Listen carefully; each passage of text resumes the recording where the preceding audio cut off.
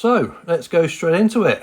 Yes, for this one I am using the Howden Steenbeck CR Plus. I'll be using that one and the other one that I use for the actual lacquer paints. But before that, if you can, please like the video and subscribe if you haven't done so already. And click on the old bell button for future videos that are coming your way. Right, so everything's primed, but before I really crack on with it, I need to paint basically the innards, or where the actual intake goes. So I haven't got like a void of different grey, if you know what I mean. So I'll be painting the inside, or sorry, the outside of the intake and the actual fuselage, so it matches all up. Christ, that was a mouthful, wasn't it? Bloody hell.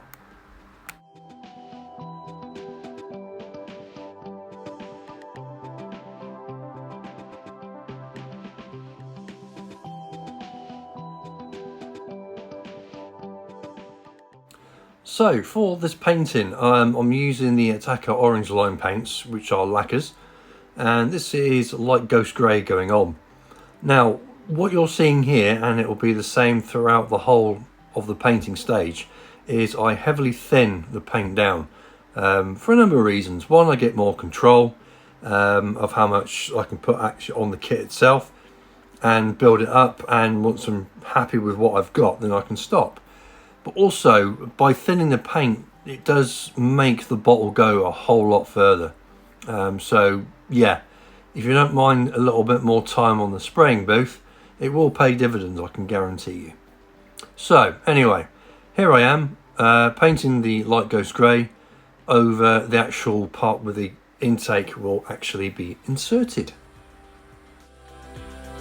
So it's time to insert my exhaust into the hole. I bet Rob's gonna have a field day with that one.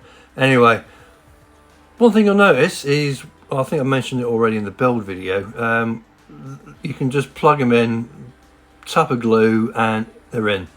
You don't really have to do anything. It's just a case of, yeah, you wait for the glue to dry and you can crack on. Speaking of cracking on, that's exactly what I'm going to do. Now in the actual kit, you do have the decals for, I would imagine what they call like the walk line or whatever it is they have, but I'm going to mask mine, and I'm going to be using the RML 66, which is the dark grey, which is the same grey that they will use in German Luftwaffe in the late war, or later in the war. So again, it's just very thin paint. Slap it on, and once you're happy with it, then yeah, stop. If it's patchy, then don't worry about it, because when you look on the actual real thing itself, it isn't going to be completely painted universal.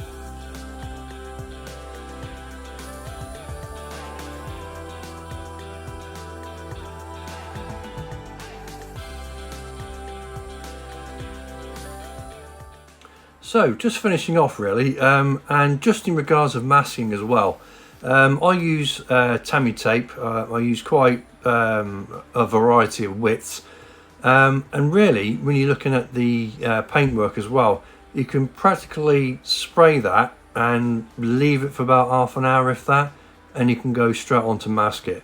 But I would recommend that you do take a lot of the tack off the tape first before you apply. Yes, so before we actually go into the old Ginganguli and all that rubbish, right, I've got to paint the actual inside of the cockpit windscreen.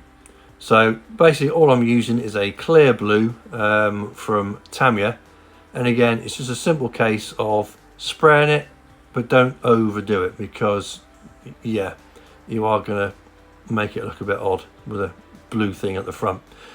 But when you're applying the actual cockpit, or the front cockpit canopy, it goes on really, really well. It's, well, I will go and say it's faultless.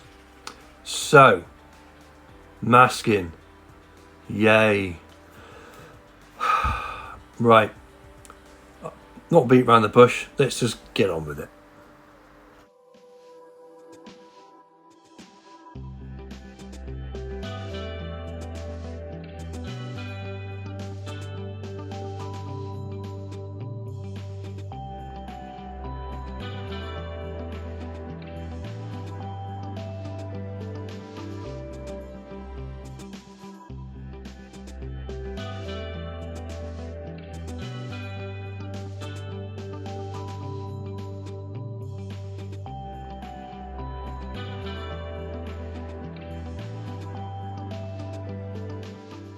So with that out of the way, it's distressing time. Yes.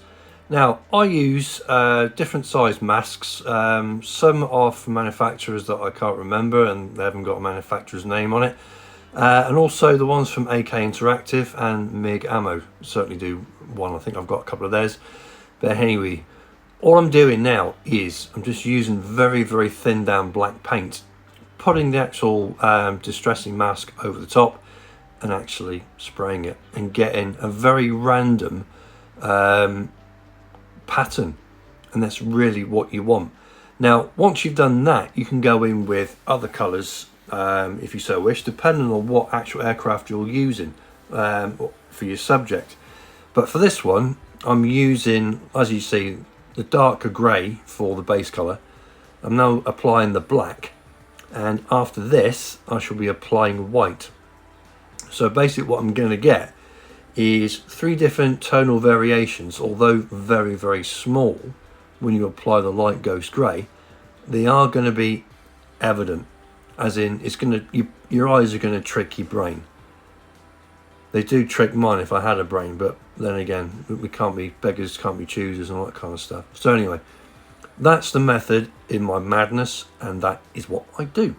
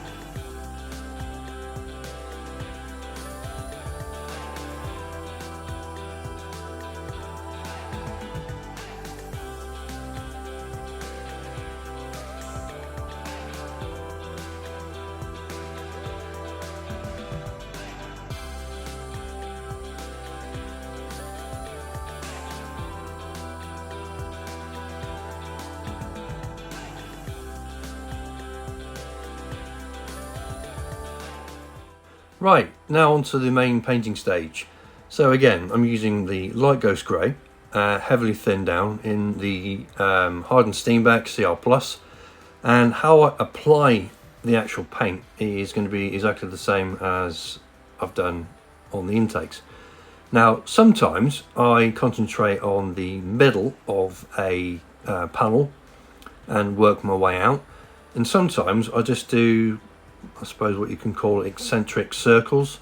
So it's almost like you're going over your base, you know, like black basing, where you've got a solid black sort of like base to it, and you start to do circles and you build it up, and you'll get like a very patchy sort of like look.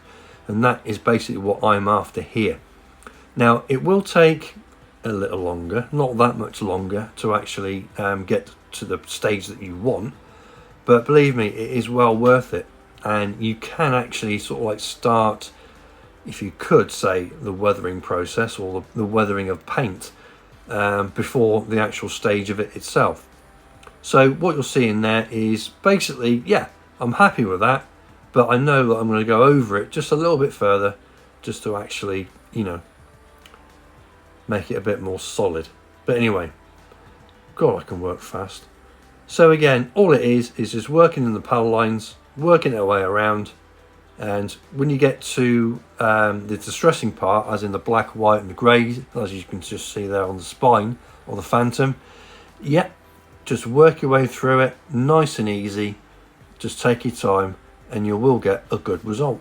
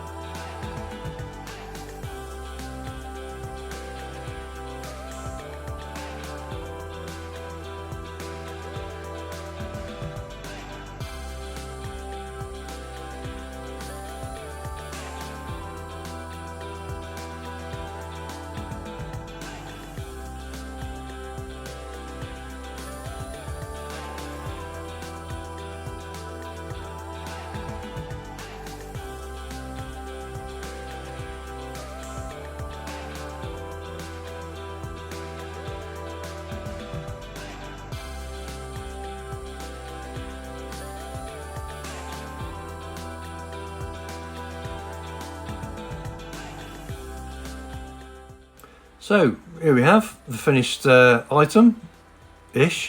So all I've got to do now is the white undersides, and they will be done exactly the same way as the top side.